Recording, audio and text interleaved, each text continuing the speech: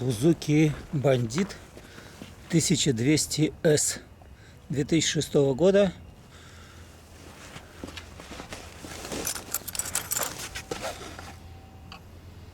Пробег 37 тысяч километров. Установлен указатель передачи, то есть какая передача будет включена.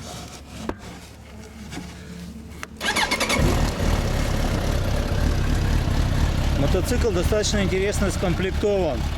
То есть начнем. Регулируемая задняя подвеска.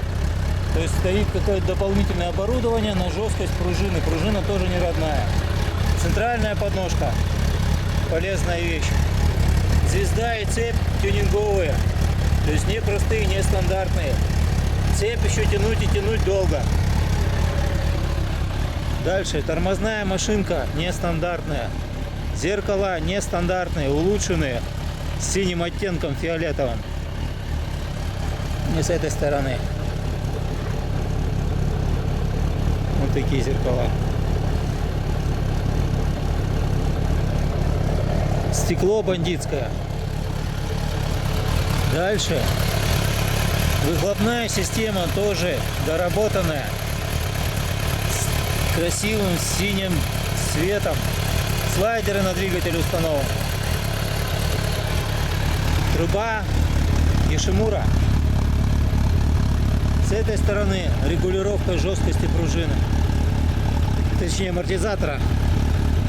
Жесткости крутится.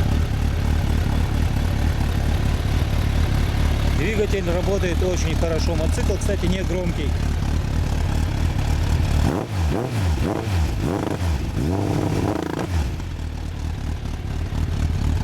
С ишимуровской подпердыванием.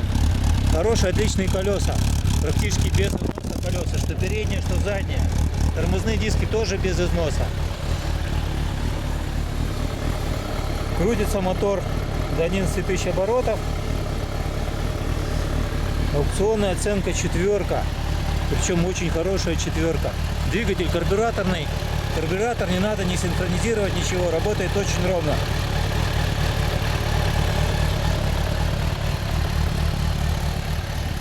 Мотоцикл 100 лошадей. Уже апгрейден, или как сказать. У него немножко изменена форма обтекателя. То есть это 79-я рама, но карбюраторная. Находится в Челябинске, в маленькой Японии. Еще на колесиках белые такие светоотражающие наклейки.